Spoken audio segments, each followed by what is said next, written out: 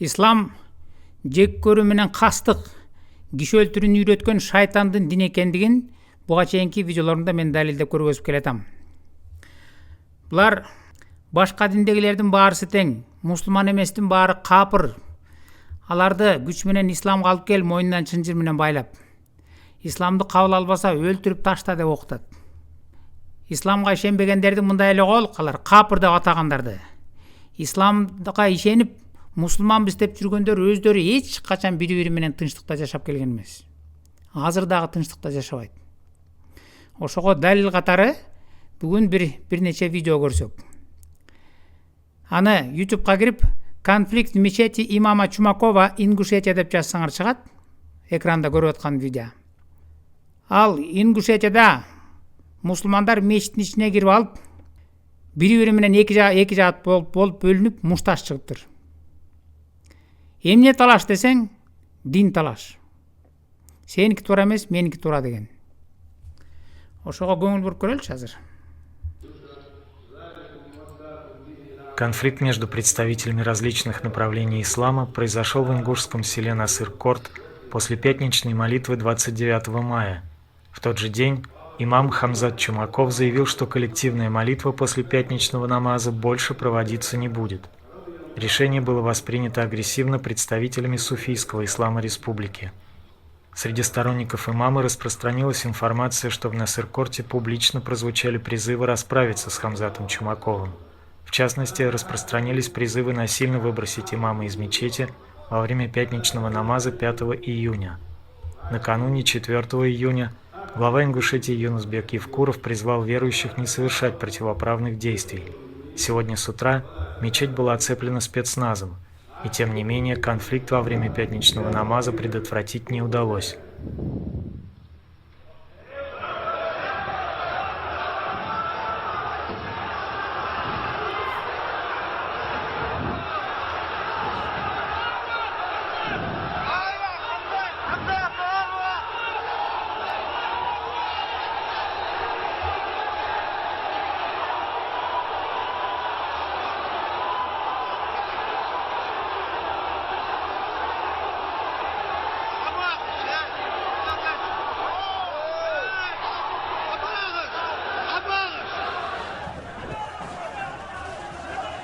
В дежурной части ГУВД Назрани отказались комментировать. Кавказдан өтүп Россияга келсең, Россияда эле ушул көрүнүш. Россияда деле мусулмандар так мечиттин ичине кирип алып, бири-бири менен эки жаатка бөлүнүп алып, мушташ. Эмне талаш десең, дин талаш. Сеники туура эмес, меники туура дейт. Аны деле YouTube'га кирип туруп, молитва в мечети закончилась массовой дракой деп жазсаңар чыгат. Ошого көңүл буруп көргүлөчү. Итак, молитва в мечети переросла в массовую драку. Имам мечети Умар Хазрат Идрисов и глава духовного управления мусульман Гияз Закиров никак не могут найти общего языка. У каждого есть свои сторонники, и последняя их встреча во время намаза переросла в потасовку.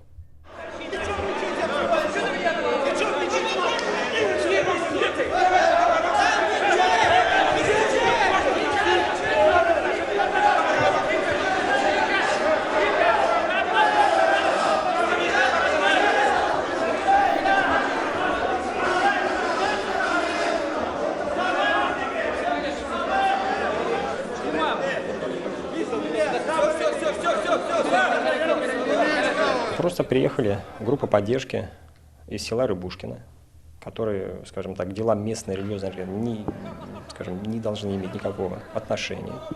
Вот, и сделали то, что сделали. Россиядан өтүп Казакстанга келсең деле ушул мечиттин ичинде мушташ. Эмне талаш десең, дин талаш. Аны дагы YouTube'га кирип «Драка в мечети Шымкента» деп жазсаңар чыгат. Казакстандын мечитинде деле ошол мушташ.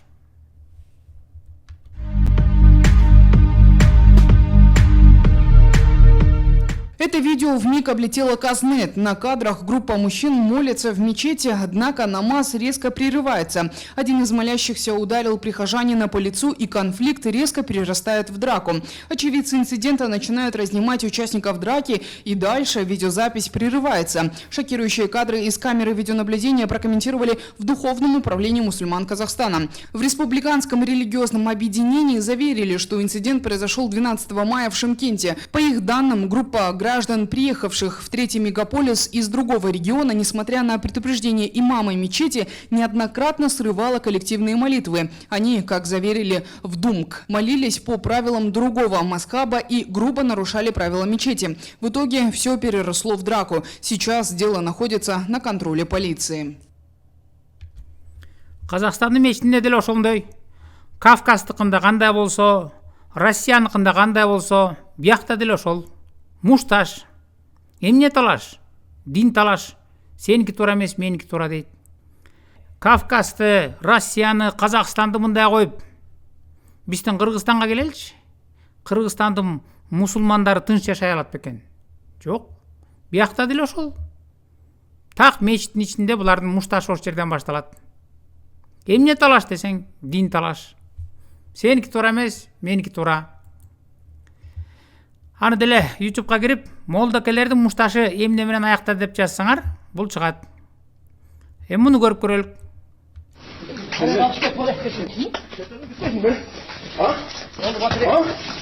Молдокелердин мушташы деп аталган видео тасма жакында эле интернетке жарыяланганы менен бул окуя 1 ай мурда болуптур. Мында мечиттин короосунда узун кийинген орто жаштагы олбурлуу адам башка сакалчандарга атырылып, сөгүнүп ал турга экөөнү ур токмок алып жатканын көрүүгө болот. Бул жаңжал Чүй областындагы Новопавловка айылынын Алтын Ордо конушундагы мечитте катталган. Окуянын күбөсү Сарыбай Дубанаевдин айтымында таяк жегендер өзгөндөн келген дааватчылар. Алар якын инкар диний агымынын өкүлдөрү. Мына биздин Кыргызстанда деле ошол көрүнүш. Бул бир эле окуя эмес. Мындан башкасын карап көргүлө. Бул окуя Чүйдө болуп атса, эмкиси Токтогулда болуптур. Бисмиллахир-рахманир-рахим. Алла Таала чексиз мактоолор болсун.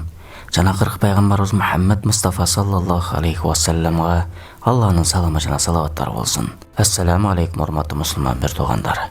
Ошентип дааватчыларга кол көтөрүү, аларды мечиттен кууп салуу иш-чарасы Токтогулда да катталып, керек болсо бычак колдонуп адам өмүрүнө чоң коркунуч жаратууга аракет кылган үрөй учурган факты катталды. Мамлекет эмне үчүн мындай экстремист радикалдарга көз жумуп келе жатат? Же ушундай радикалдар төраганын, же прокурордун, же министрдин баласына кол салгандан кийин көздөр ачылып, андан кийин аракет кылышабы? Эмне биякта чочумалар келип калды? Сага айтпадым. Сен мен кимне сүйлөп атам? Жок, менин келгеним себептен Жок, сен келдик эмне же. сүйлөп атам? Чыгып кет мына жака. Жок, мен келдим намазга шамга чыгып Чыгып турам. кет дейм. Жана. Сен менге сүйлөп эле кой. Жок, эми бияка элон кылып коеюн эми жамаатка элон кылып коеюн. Жок, мен сизден мисалы мен сизден мечиттен уруксат сурап кетишим керекпи?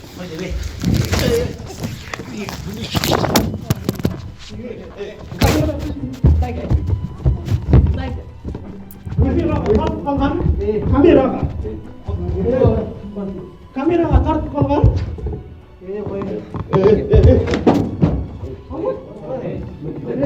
Кекери. Кой бердин. Булар тамам көп мага. Мен жашына кайтып турмун. Мен улук келдим.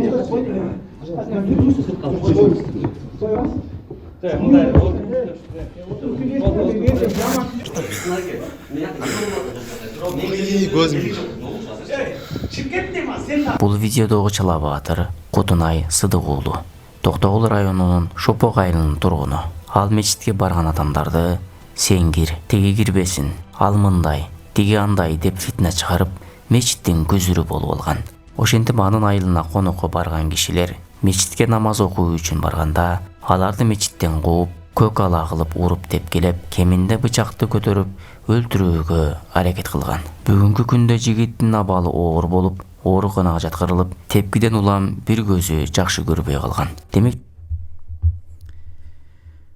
Биякта дагы мушташ мечиттин ичинде. Эмне талаш? Дин талаш. Бири-бирине бычак ала чуркайт. ислам бар жерде такыр тынчтык жок да.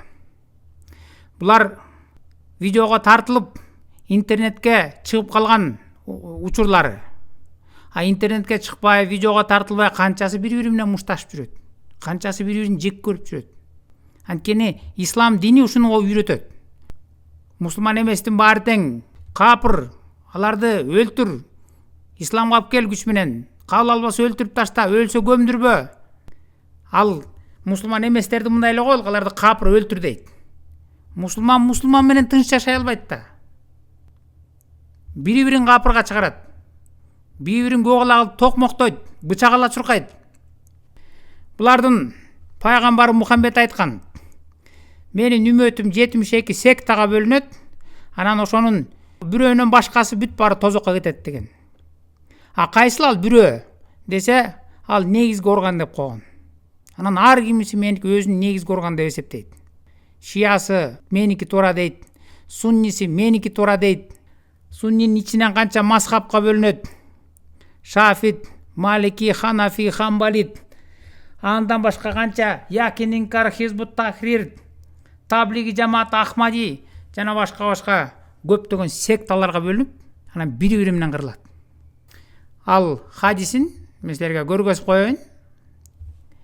sunna.comго кирип туруп, могул жазсаңар, мына Сунан ибн Мажа 3993 деген номер менен чыккан. Ушуну белгилеп туруп эле Google'га которуп бер десеңер, мындай деп которуп берди. Дети Израиля разделились на 71 секту, а мой народ разделится на 72, и все они окажутся в аду, за исключением одной, которая является основной частью. Израиль тукумдары 71 сектага бөлүнөт, а менин үмөтүм 72 сектага бөлүнөт деген Мухаммед. Ошонун бирөөнөн башкасы бүт тозокко кетет деген. А кайсыл бирөө десе, ал негизги орган деп койгон. Анан шиясы айтат, мен дейт, меники туура дейт, сунниси айтат, меники туура дейт, Якининкар меники туура дейт, Хизбут, Таблиги жамаат, Ахмади. Анан бирин-бири капырга чыгып, бири-бири менен мушташат. Бирине-бирин бычак ала чуркайт. Ислам бар жерде эч качан тынчтык болбойт да. Библияда тынчтыкты издеп ошого умтул дейт. Иса Теңирге суроо беришкен.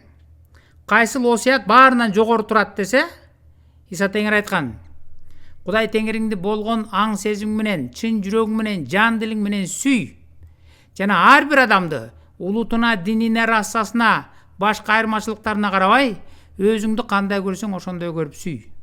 Мындан да артык, мындан да бийик, мындан да Кудайга жагарлык осуят жок деген.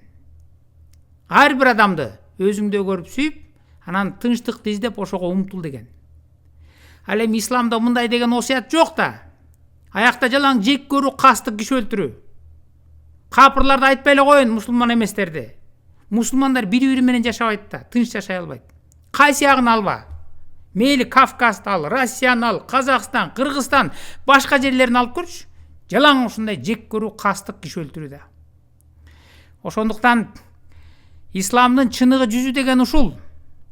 Ислам деген шайтандын дининен өзүңөр дагы, балдарыңарды дагы алысыраак кармагыла. Болбосо ушундай маңкурттукка дуушар болот. Анан бирине бири бычак көтөрүп чуркап, бирин бири өлтүргөнгө жулунат.